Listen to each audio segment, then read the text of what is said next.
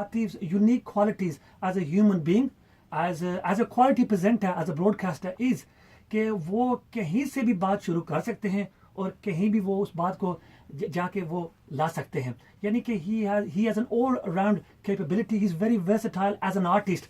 और इस काम पे मैं तो कहूँगा कम से कम जो रेडियो को जो हमारा जो मीडियम है यहाँ पर वर्सेटाइल होना बहुत ही ज़रूरी है. गॉड फॉरबिड अगर ये सिस्टम अभी बंद हो जाए, हम सीडी नहीं लगा सकते, हम कोई गाने नहीं पेश कर सकते, तो क्या होगा?